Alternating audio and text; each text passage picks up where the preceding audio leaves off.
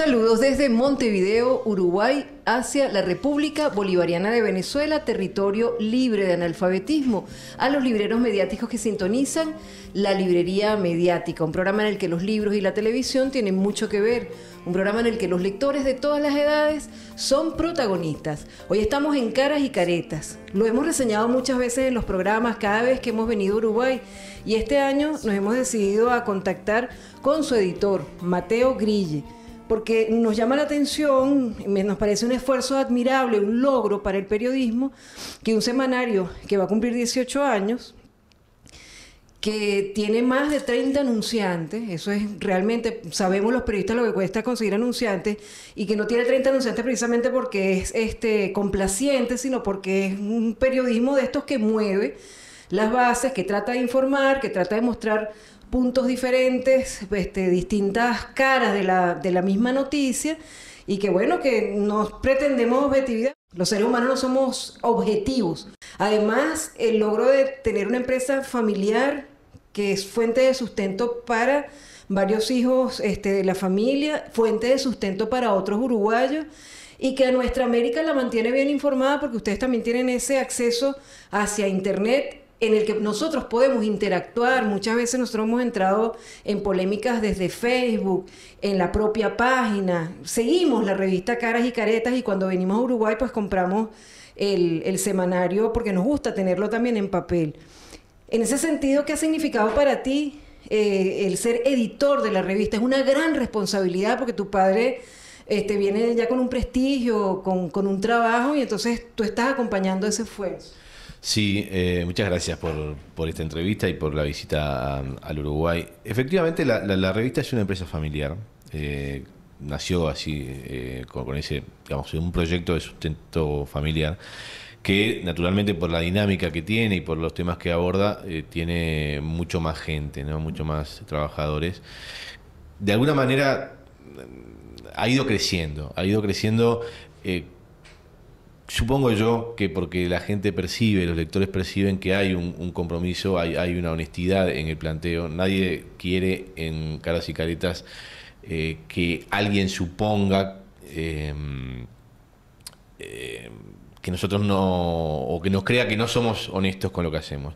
Naturalmente no tenemos ningún tipo de pretensión de neutralidad, ¿no? Pero en realidad no existe eso, ¿no? Entonces hay todos los que venden, entre comillas, opciones de neutralidad en este tipo de trabajo, mienten. Decididamente mienten, lo que no quiere decir que no sea objetivo. Uno debe ser objetivo, pero no debe ser neutro cuando el objeto de su trabajo repercute sobre tanta gente y a tanta gente de alguna manera moviliza. Nosotros somos una revista de izquierda, no hay ninguna duda de eso. En el Uruguay yo creo que somos la única publicación que tiene el perfil que tiene, aunque hoy hay otras publicaciones de izquierda, no todas tienen el perfil latinoamericanista, llamémosle así, que tiene la revista, y debe ser el único ejemplo en el mundo. La verdad es que nosotros hemos buscado por otra parte del mundo y no conocemos ninguna publicación de izquierda con semejante grado de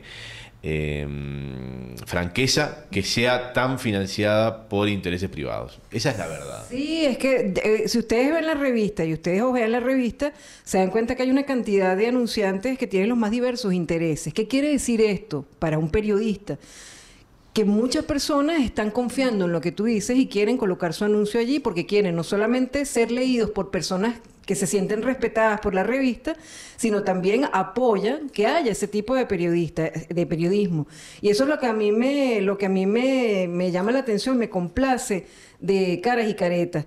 No es que ustedes estén alabando todo lo que hace el gobierno, aunque sean de izquierda, o todo lo que se hace en Venezuela o en Bolivia. Tienen una posición crítica. Y eso yo creo que para un equipo periodístico tiene que ser una gran satisfacción, que haya tantos lectores que digan: oye, están diciendo, esta es la matriz de opinión que está corriendo. ¿Qué dirá Caras y Caretas? Yo me siento orientado si leo Caras y Caretas. Ah, bueno, muchísimas gracias. Sí, es la idea, ¿no? Es la idea. Hay una matriz de opinión que ustedes además conocen muy bien, cómo se expresa, que es muy conservadora, que se elabora en los centros de poder y que realmente es contra los pueblos, o los intereses mayoritarios de los pueblos. Esa es la visión que tenemos nosotros. De alguna manera tratamos de investigar sobre las noticias que nos parecen más importantes y con las cuales se juega buena parte del destino de los pueblos. ¿Qué es lo que hay detrás de eso? Es un poco eso el nombre de Caras y Caretas, ¿no? ¿Qué es lo que hay detrás de bambalinas, ¿no? ¿Qué es lo que nos quieren hacer creer que no es tan así?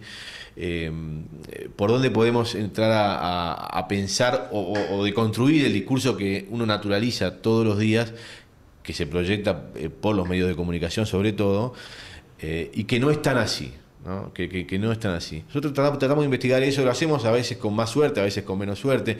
Somos muy criticados porque... Te quería preguntar eso, porque en este caso te está hablando un lector de la revista que está satisfecho con la revista, que se siente respetado por la revista. Cuando uno entra en las polémicas, que les invitamos nosotros a todos ustedes a entrar en la página de Caras y Caretas, bien sea la página o en Facebook, en esas polémicas que se arman, realmente hay escritos difamatorios, escritos provocadores, y ustedes siempre responden, y responden con argumentos. ¿Cómo se sienten ustedes ante la crítica, no la crítica constructiva que siempre nutre, sino contra el que denigren de Caras y Caretas, el que ofendan a Caras y Caretas, en ese accionar, no solamente de estos que ya pululan en las redes, que son los trolls? A veces las agresiones, cuando pasan un nivel de lo que uno puede soportar, bueno, se interviene, aunque no lo hemos hecho nunca, ¿no? Legalmente, pero realmente tampoco nos sentimos muy ofendidos. A mí, digamos, si alguien que yo no lo respeto intelectualmente en lo más mínimo se ofende con algo que nosotros pusimos con total honestidad, realmente, porque nosotros no agredimos a nadie moralmente. No, tiene opiniones, y las opiniones tienen que respetarse tanto cuando te sirven, de alguna manera cuadran tu razonamiento, o cuando no, ¿verdad? Yo he visto, sí, agresiones realmente bajas, muy malas, agresiones realmente que uno pudiera llevar a cualquier estamento judicial sin ningún problema y saldría beneficiado. Cuando se trata a los millones de venezolanos que viven en Venezuela y se los trata con desprecio, de parte de casi todos los medios de comunicación planetarios, ¿no? Yo lo veo permanentemente, y lo ves tú, y lo ven todos los que viven en Venezuela, lo pueden ver, que están asediados por una guerra que no es solamente económica, es cultural, mediática.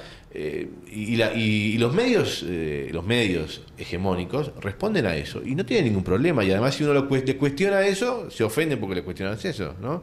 Y te hacen barricadas o guarimba, las llaman ustedes, y matan una cantidad de gente porque están en contra del gobierno que elige la población venezolana, y uno tiene que aceptarlo sin discusión. Es una cosa que es demencial, ¿no? Eso lo traslado al Uruguay y también tenemos esa discusión.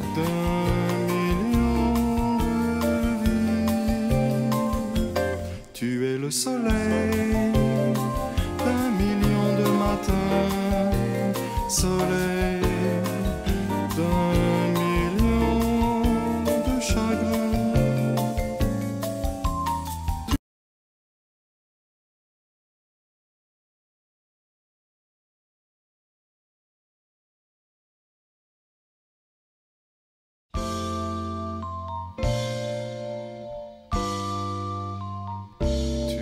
Porque en Uruguay, esto sí se puede decir, Caras y Caretas es el único medio que tiene una visión distinta de Venezuela, ¿no? Que probablemente sea una visión que en Venezuela la acompaña mucha gente. No sé si todo, no sé si, obviamente consensos no hay en ningún lado. Sí, digamos, hay Nadie gente, está 100% de acuerdo sobre ningún... no hay en ningún lado, ¿tá? Pero hay que respetar al pueblo venezolano en sus decisiones, te gusten o no te gusten. No se puede hacer una campaña mediática permanente contra los venezolanos porque no te guste que Maduro gane las elecciones, o porque no te haya gustado Chávez. Porque ahora, por ejemplo, Chávez es maravilloso, porque ahora que Chávez se murió, ¿no? Todo el mundo dice, no es Chávez. Y no es Chávez. Maduro es Chávez, ni Chávez es Maduro, ni era Maduro tampoco. Pero no se puede vivir de esa falsa... dicotomía, discusión, porque no conduce a ningún lado. Ni Chávez, cuando estaba vivo, le hicieron un golpe de Estado, lo mandaron preso, lo trataron de secuestrar, lo trataron de asesinarlo, ¿no? Entonces, tampoco es que Chávez era maravilloso para la derecha y que es el discurso que permanentemente te venden, ¿no? Fidel murió, ¿no? Hace un año Fidel murió. Fidel, cuando era Fidel hace, yo qué sé, 30 años, Fidel era bárbaro, pero cuando estaba vivo era un déspota, mal, ¿no? Siempre es la discusión que es inconducente, no va a ningún lado, es falsa y genera, me parece, genera en los lectores, en los televidentes, en los radioescuchas, discusiones redondas, no van hacia ningún lado, son falsas, son absurdas. Además, ustedes son provocativos en los títulos, realmente son provocativos, son juguetones en las portadas, a veces reflexivos, a veces tienen una mirada hacia la sátira, a veces son bravos, es decir, no es que por tener una visión de izquierda, repito, sean complacientes. No son complacientes, son muy analíticos. Venezuela ha estado también en portadas de Caras y Caretas. Venezuela ha sido tema de Caras y Caretas. Y a veces nosotros nos hemos comunicado, sobre todo con Leandro, vía redes sociales, para agradecerle que alguien está diciendo la verdad sobre Venezuela, no porque nos apoyen, sino porque están diciendo la verdad. A veces son duros también, porque en Venezuela se cometen, por supuesto, como en todo equipo humano, se cometen errores. A veces hacen unas críticas duras que agradecemos, porque están hechas desde la honestidad. ¿Cómo ves tú en este seguimiento permanente comunicacional del Uruguay y de nuestra América en especial y del mundo? ¿Cómo ves tú este momento que estamos viviendo y que muchos dicen, bueno, es un momento? Nosotros vamos, decía Biglietti muy sabiamente, avances y retrocesos, pero siempre vamos hacia adelante. ¿Cómo ves tú a Uruguay en el contexto de nuestra América, a Venezuela en el contexto de nuestra América, y esa esperanza que todos tenemos de retomar todas estas acciones de integración que la derecha ha querido desmoronar y que a pesar de eso seguimos luchando por ello? Yo creo que efectivamente hay avances y retrocesos, pero en el saldo se avanza. No es lo mismo América Latina hoy que hace 20 años, no es lo mismo, o 15 años. No tiene nada que ver la América Latina del 98 cuando asume Chávez que América Latina hoy. Los pueblos lo saben perfectamente, tanto lo saben los pueblos que en realidad las elecciones no terminan como un poco está el discurso hegemónico. En realidad en Argentina se perdieron las elecciones, o perdió llamemos el kirchnerismo de las elecciones, con una campaña mediática feroz contra su presidenta Cristina Fernández, y se perdió por muy poco, pero se perdió efectivamente, y con un discurso mentiroso del que ganó, que Mauricio Macri, que dijo que iba a hacer todo lo que no hizo y no iba a hacer todo lo que lo que está haciendo hoy. Temer no ganó las elecciones, en realidad Temer fue el vicepresidente, hubo un golpe de Estado, o sea, las elecciones la ganó Dilma Rousseff, el PT, y las va a ganar de nuevo si no logran poner en prisión a Lula da Silva, cosa que en pocos días se sabrá qué sucede. Así que tampoco el pueblo brasileño se arrepintió de lo que había votado, ¿no?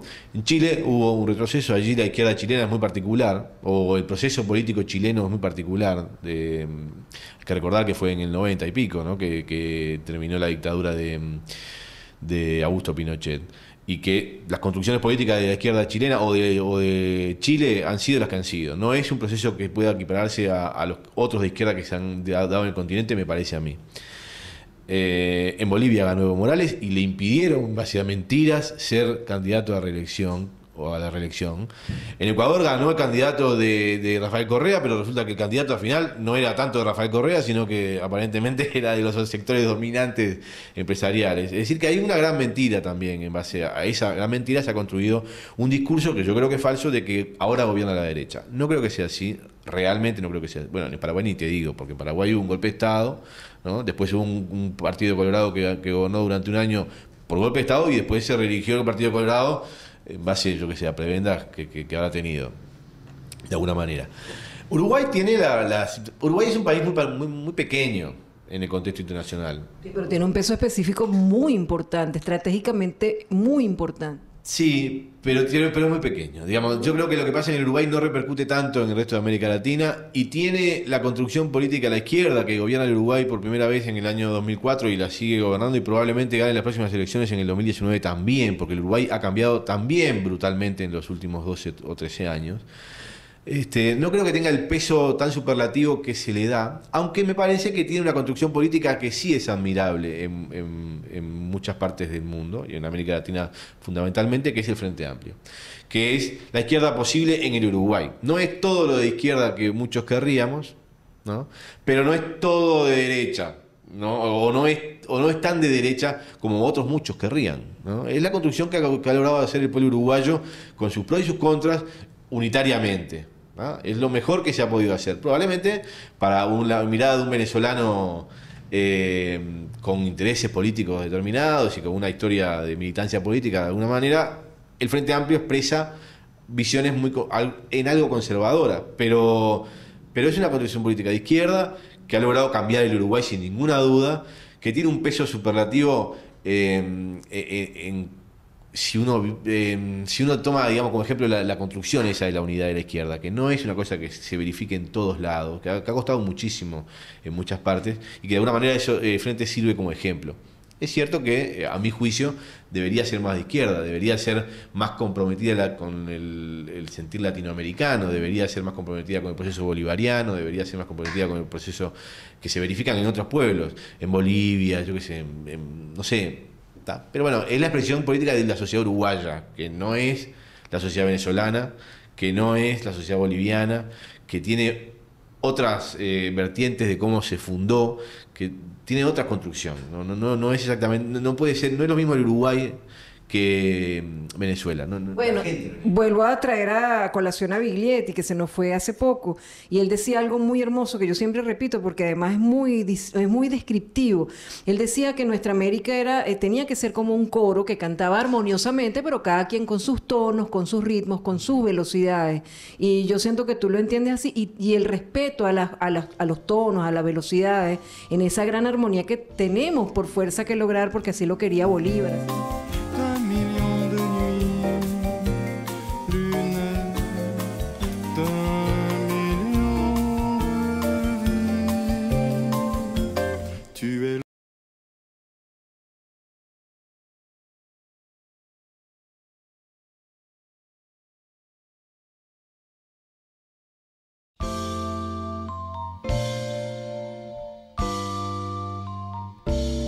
Es lo que mantiene la esperanza. Y con eso quisiera terminar. ¿Cómo ves la Latinoamérica en este momento? ¿Te angustia? ¿Lo ves con esperanza? ¿Ves una ventana abierta? Tú que estás permanentemente observando y al ser editor de una revista, cada semana estás teniendo como una visión panorámica de todo lo que está pasando. Yo creo que se abren muy buenas perspectivas, sobre todo con las elecciones brasileñas, ¿no? Brasil es un país que es un continente. Efectivamente, lo que pasa en Brasil va a repercutir en el resto del continente, como repercutió el golpe de Estado contra Dilma Rousseff, ¿no? Para el otro lado. Hay que ver qué pasa con Lula en esta instancia de enero, de los fines de enero, cuando se resuelva por segunda instancia judicial si puede presentarse a las elecciones o no, o si va preso o no. También producto de un juicio muy particular donde no hay pruebas de ningún tipo, pero bueno, puede terminar preso. Y según lo que pase allí en Brasil, yo creo que cambia absolutamente todo lo que puede pasar en Latinoamérica. En realidad, si cambia la presidencia de Brasil, es muy probable que la uruguaya va a seguir estando en el Frente Amplio, muy probablemente. La Argentina, en realidad, es cuestión de tiempo. Argentina está haciendo como de manual, ¿no? Está haciendo todos los desastres que dijo que no iba a cometer y que en la práctica verifican que será ahora, será en 2 años, en 4, en 5. Es un país que va al desastre, camino al desastre, pero no por el país, porque las políticas que se llevan adelante allí condenaron al desastre a todos los países latinoamericanos que lo hicieron antes, digamos, condenaron al desastre. Venezuela llegó Chávez no porque Venezuela estaba en una situación muy comprometida económicamente. Hoy estará porque hay una guerra económica, pero en aquel momento había gente que se quedaba con la riqueza de todo el pueblo venezolano, como lo había en Bolivia, donde hubo que esperar 200 años para que apareciera un hijo de Bolivia, efectivamente, y no de las clases dueñas de Bolivia en la presidencia, ¿no? Hubo que esperar en Brasil también para que un trabajador que no había terminado la escuela secundaria o la primaria fuera, que es el plano medio brasileño, o era, fuera presidente, ¿no? Hubo que esperar también a que pasara en Paraguay, en Ecuador, en todos los países. La izquierda no llegó porque las commodities tenían un precio no sé qué. La izquierda llegó porque es una construcción que toda Latinoamérica se dio y costó mucho. Y yo creo que ese avance que determinaron los procesos de izquierda en Latinoamérica, que creo que se verifica en los pueblos de alguna manera, va a retomarse.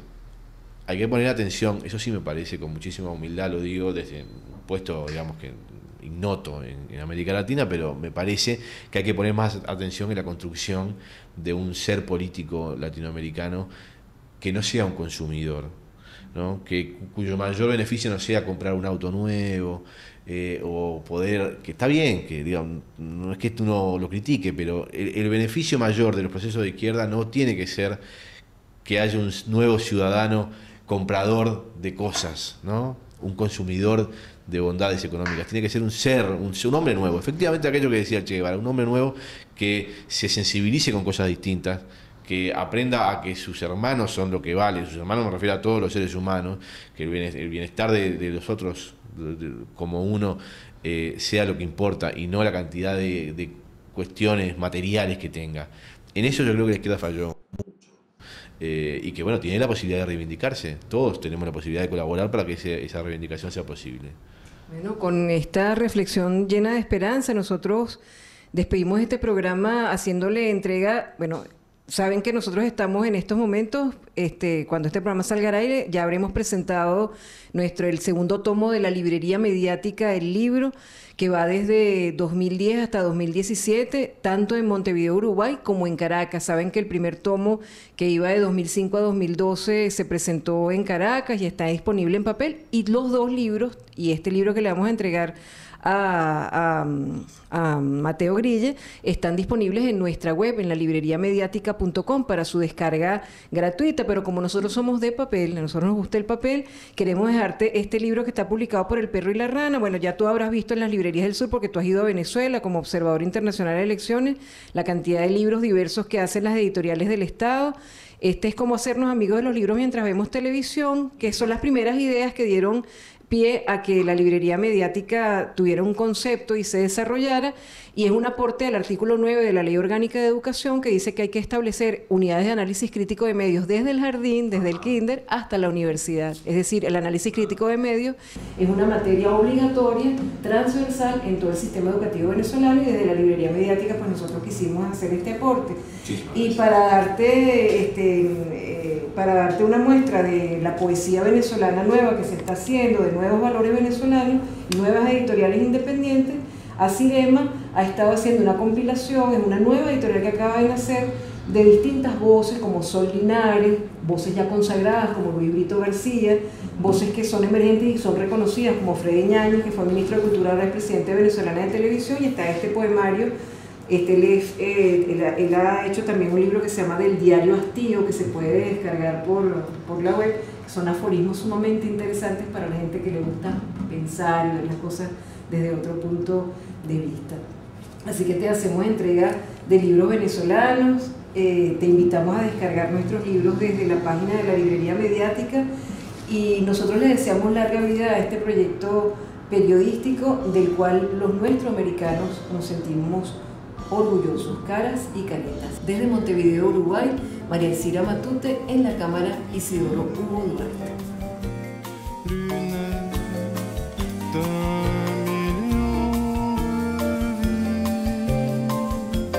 Tu es le soleil d'un million de matins, soleil d'un million.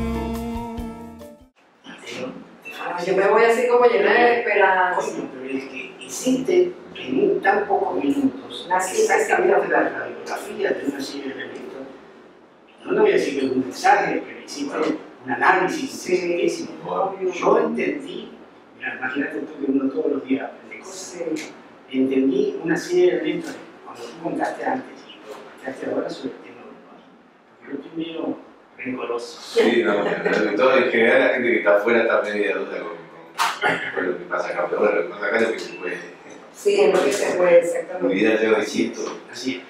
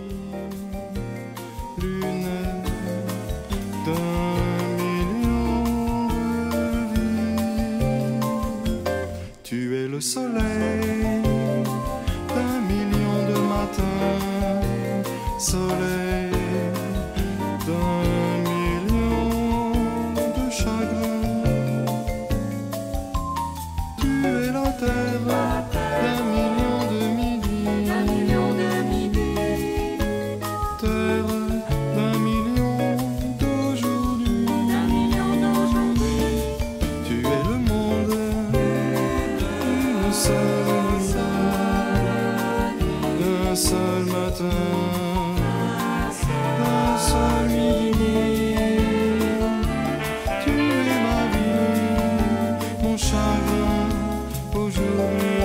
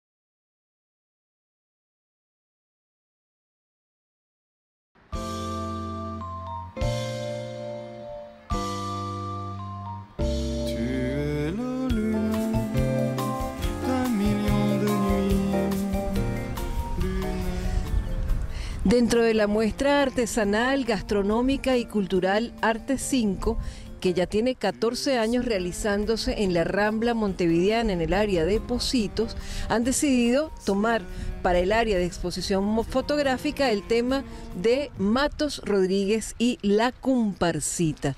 Vamos a leer lo que ellos nos presentan en esta exposición, que es La Comparsita. Ustedes la están escuchando. Vamos a escuchar un poco de La Comparsita para que reconozcan ese tango que muchos hemos bailado, tarareado o cantado, y que es un hito no solamente del Uruguay, sino de nuestra América y el mundo en el tango. Becho y un tango, un amor que cumple 100 años. Centro de Fotografía de Montevideo, Museo y Centro Documental de Agadú, del 5 al 28 de enero de 2018. Sobre la muestra, que 2 valijas llenas de objetos, documentos, fotografías, datos y recuerdos de Gerardo Matos Rodríguez ahora sean parte de un acervo histórico, también es gracias a La Comparsita, que está cumpliendo 100 años de su estreno. El 19 de abril de 1917, la orquesta de Roberto Firpo presentó en el Café La Giralda, espacio que actualmente ocupa el Palacio Salvo, que muchas veces lo hemos visto en los programas, ese edificio que ustedes ven ahora y que está en la Plaza Independencia, La Comparsita, obra icónica del tango, cuyo autor es el uruguayo Matos Rodríguez. La Comparsita es reconocida por ser el tango emblemático y más difundido mundialmente. En el año 1998 el Parlamento la declaró himno cultural y popular de la República Oriental del Uruguay. En 2009 la pieza forada a la lista representativa del Patrimonio Cultural Inmaterial de la Humanidad de la UNESCO, al que se han incorporado muchísimas manifestaciones culturales de nuestra República Bolivariana de Venezuela.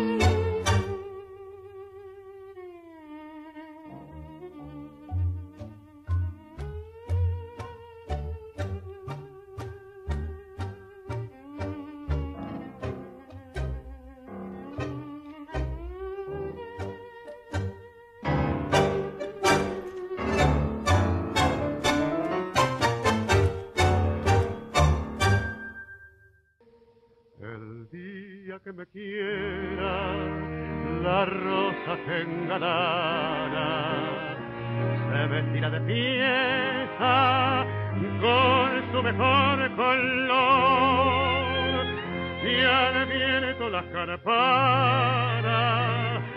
dirán que ella es mía. Tu es le soleil d'un million de matins, soleil d'un million de chagrins. Tu es la terre d'un million de midi, terre d'un million d'aujourd'hui. Tu es le monde d'une d'un seul matin, d'un seul midi. Tu es ma vie, mon chagrin aujourd'hui.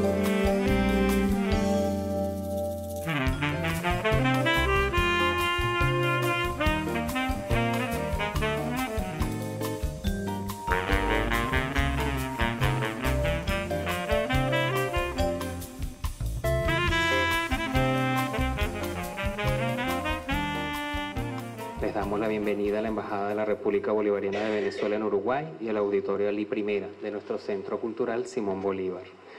Quisiera excusar la ausencia de nuestro embajador Julio Chirino, quien envió un caluroso saludo para todos. En la tarde de hoy tendremos la oportunidad de apreciar varios estrenos. En la película pues tenemos a un gran director y a un gran escritor. Ambos son parte de la librería mediática y de su historia. ¿Quién es Román Chalbaud? Román Chalbaud pueden ustedes conocerlo también a través de los cuadernos de la Cinemateca Nacional que están disponibles en la biblioteca de la Embajada. En este cuaderno hay parte de su trayectoria. La Planta Insolente, la película que hoy vamos a ver, está en cartelera en Venezuela. Como decía el compañero, es la primera vez que se va a proyectar en Uruguay, luego va a llegar a los cines comerciales. Acaba de participar en el Festival de Cine de La Habana y es la más reciente producción de Román Chalbaud. Hacemos este preestreno acá en esta embajada. Luis Brito García, por su parte, de 77 años, es el guionista de la película, Premio Nacional de Humanidades y Literatura, 2 veces Premio Casa de las Américas. Es uno de los escritores más prolíficos de Venezuela, más reconocidos, con más de 60 libros publicados. Quienes quieran conocerlo, además de poder disfrutar acá en la biblioteca de libros como Dictadura Mediática en Venezuela, que es una de sus producciones, pueden descargar los libros en el blog de Luis Brito García, luisbritogarcia.blogspot.com. Casi todos los libros que él ha escrito están digitalizados allí para su revisión. En diversos sitios web que pueden ustedes revisar, está la sinopsis de la película descrita así. En 1902, durante la invasión extranjera, el presidente de Venezuela, Cipriano Castro, alertó al pueblo que la planta insolente del extranjero había profanado el suelo patrio. Desde ese momento surgió el conflicto entre Venezuela contra 6 potencias mundiales. Isidoro va a abundar en ese tema durante esta presentación. En este evento quisimos nosotros inscribir la presentación de nuestro tercer libro publicado, que como es en digital, pues solamente sobrepusimos la carátula del libro y una maqueta sobre el libro que también presentamos aquí, la librería mediática. El libro, los primeros 2 se hicieron en digital y papel y este libro por los momentos va a ser solo en digital y todos nuestros libros los pueden descargar en la libreriamediática.com. Nos acompañan Horacio Cavallo y Fabián Cardoso. Mucha gente dice que, bueno, que ya en Uruguay no hay grandes de la literatura, que no hay grandes productores. ¿Cómo van a decir eso cuando Horacio Cavallo es una persona que se ha destacado en los últimos años con sus libros de una literatura impecable? Cuando Fabián se ha dedicado a algo tan importante como reseñar en libros algo que marca la cultura uruguaya, que es toda la cultura del carnaval, el amor que los uruguayos le tienen al carnaval. Y realmente tanto Fabián para nosotros como Horacio son representativos de ese Uruguay que destaca en el mundo siempre como un país de calidad, un país que sabe producir la cultura que permanece en el tiempo.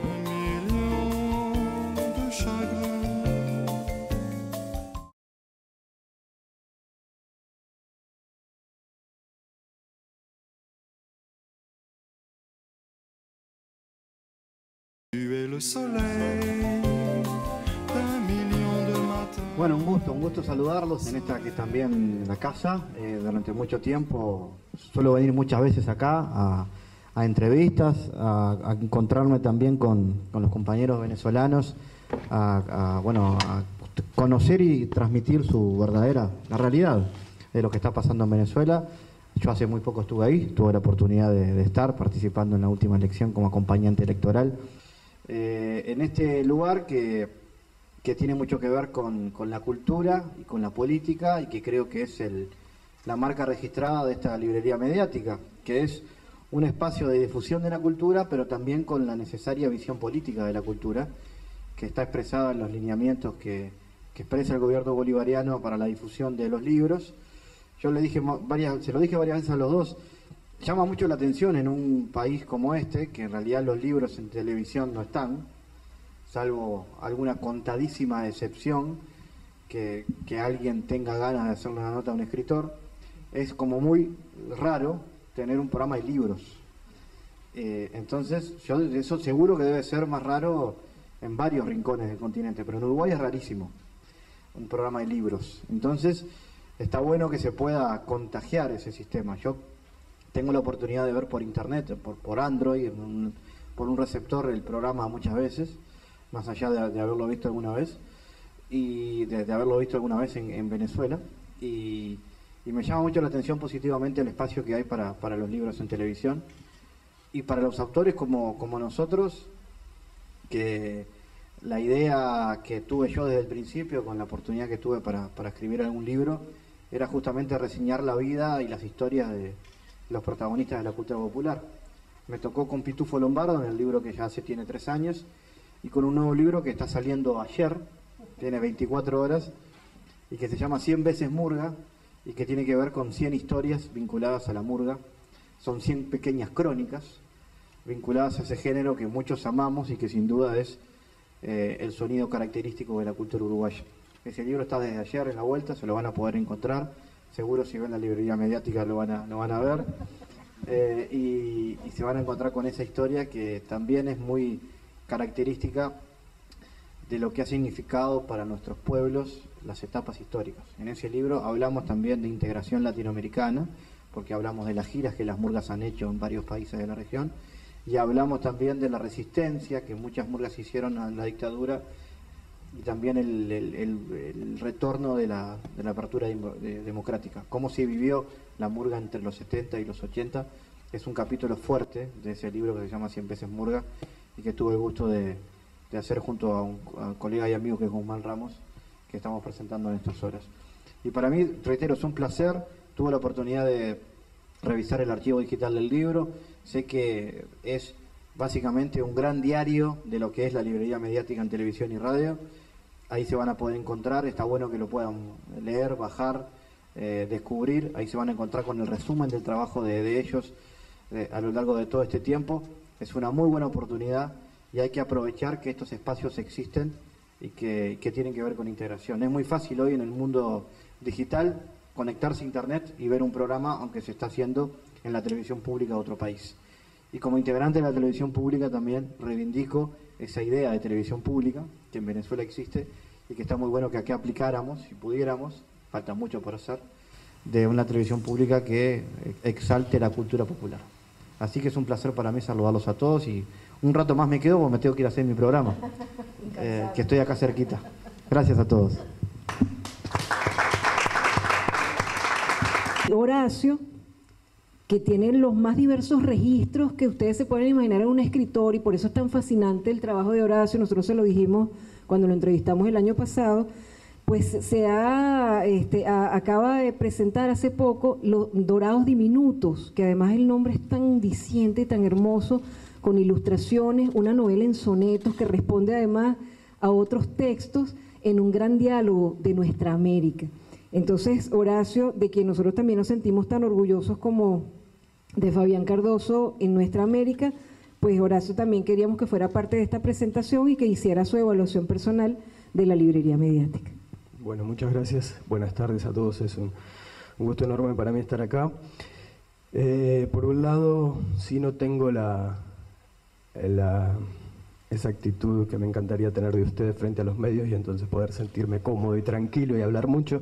Yo me puse a escribir porque era tímido, entonces como era tímido escribía y bueno, después cuando pasan los años uno tiene que exponerse y salir de la escritura y hablar, que es lo que más me cuesta, pero bueno, no quería dejar pasar la oportunidad de hablar del proyecto de la librería mediática y de este libro que tiene tanto material que dudé si no era infinito, ¿no? Porque uno no termina de verlo. Nunca yo conocí, gracias a ustedes y a lo que está colgado en internet, sobre todo, que por lo que fui viendo y al libro que me regalaron cuando los conocimos, un montón de autores. Escuché la voz, por ejemplo, de Ricardo Piglia, que no la conocía, en una entrevista que le hiciste hace unos cuantos años. Bueno, he conocido muchos poetas de allá, he visto cómo los niños se vinculan a la literatura, que me parece fundamental. Estoy de acuerdo totalmente con lo que decía Fabián de lo fundamental que es un proyecto así, más que sea de un canal estatal, porque es necesario hablar de libros y está buenísimo usar la televisión como una herramienta para generar que se mire menos televisión de alguna manera, o que se mire la televisión desde otro lugar, desde un lugar más... desde el análisis y que entonces, como decía justamente Fabián, acá no hay espacios, no hay muchos espacios para la literatura, hay algunos en radio, pero en televisión prácticamente no, esporádicamente, de acuerdo a las temáticas de los libros y a lo masivos que puedan resultar. Hay algún caso puntual de algún programa que invita a algún escritor, pero no hay un programa, o por lo menos yo no lo recuerdo ahora, que focalice en la literatura, invite autores y hable de libros. Y bueno, a mí me parece que eso es fundamental porque es de alguna manera dar la batalla frente a la pantalla, valga la redundancia y la rima consonante, que es todo un tema, ¿no? A mí me pasa más allá de que el programa salga en la pantalla, pero bueno, en definitiva, llevando a que uno lea, y no solo la lectura, escuché mucha música, conocí muchos artistas populares de allá, pude ver la Filben, a la que conocí hace unos cuantos años personalmente, y bueno, la que pude volver a recorrer gracias a los distintos trabajos que fueron haciendo ustedes, bueno, y a esos resúmenes donde uno va teniendo contacto con lo que pasa en nuestra América. Así que yo encantadísimo de ser parte de alguna manera de todo esto y bueno, siempre apoyando este tipo de proyectos que me parece que son fundamentales para generar un mundo distinto y más justo y con más cultura, donde la cultura tenga un peso mayor cada vez, ¿no? Gracias, Horacio. Cipriano Castro es el hombre que de alguna manera le da, a través de una proclama de lucha contra los imperios de aquella época, Inglaterra, Italia y Alemania, que pretenden cobrar una deuda ilegal y falsa, y como este hombre dice, esta deuda no es ni real ni verdadera, nosotros lo vamos a discutir, pues entonces viene la invasión y bombardean, y es cuando él dice que la planta insolente del extranjero, etcétera, etcétera, etcétera. Aquí en esta película se pinta eso, es lo que nosotros en estos momentos en Venezuela estamos sufriendo. Estamos sufriendo una violencia del bloqueo, nos están llevando a una situación absolutamente difícil de vida, especialmente para ciertos sectores de las clases medias. El gobierno está luchando lo posible para mantener condiciones habitables de nuestra población, pero sin embargo los bloqueos del régimen que gobierna Estados Unidos, con todos sus asociados, entre los cuales destaco el que más nos duele, el de Colombia, esa Colombia que fue independizada por Simón Bolívar y por los venezolanos, que es uno de los baluartes para los bloqueos que nos están haciendo. Con esto diríamos de que era la idea, la imagen que yo, desde mi punto de vista, tengo de esta película, porque refleja, una vez más, a las potencias poderosas atacando a un pequeño país. Tengo que agregar que Obama, con esa declaración, además hizo un decreto por el cual declara que Venezuela es un peligro, una amenaza extraordinaria contra los intereses de Estados Unidos. Venezuela, una amenaza contra ese monstruo gigantesco. ¿Quién se lo podía creer? Las dos cosas unidas están demostrando lo que nosotros estamos diciendo, que es lo que nos están haciendo ahora. Bueno, muchas gracias.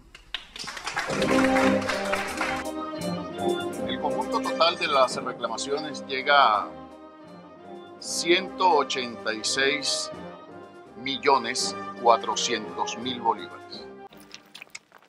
La planta insolente del extranjero ha profanado el sagrado suelo de la patria.